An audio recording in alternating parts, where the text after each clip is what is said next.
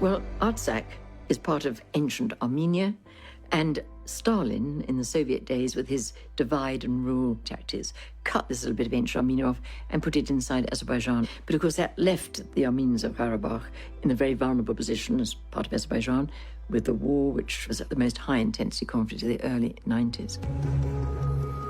Baroness Cox arrived here on a humanitarian mission in 1991 to help set up the first rehabilitation centre at the height of the war, and she's been back a whopping 85 times. When I was in the capital, Stepanakert, I used to count 400 bombs hitting Stepanakert every day for a long time. And they aimed their guns, would you believe, particularly at the schools, the churches and the hospitals. War crime after war crime was committed by Azeri gunners and planes. Anyone who spent any time in Nagorno-Karabakh knows that it is part of Armenia. There can be no question about that. The people of Nagorno-Karabakh have exercised their right to self-determination by declaring independence from Azerbaijan, and the wait is on for this to be recognized.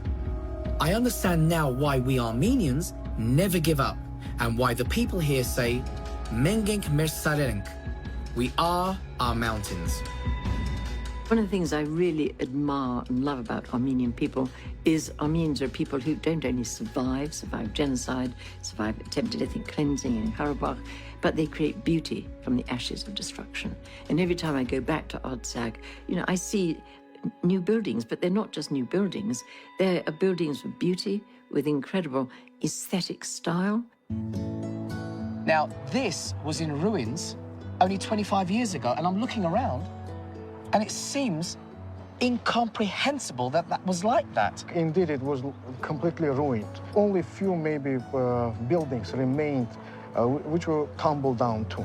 As a nation, we were formed some 5,000–10,000 years ago, and we're still living here. So it's a very old and ancient place, and it was always been it has been a part of Armenian kingdom since times immemorial. Everybody who visits Armenia should also visit Artsakh. It's one of the maybe very few biblical places which still on the map of the world.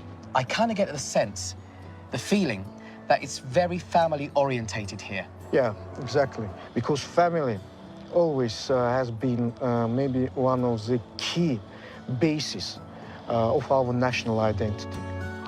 I'm guessing family support is just one of the reasons this place not only survives,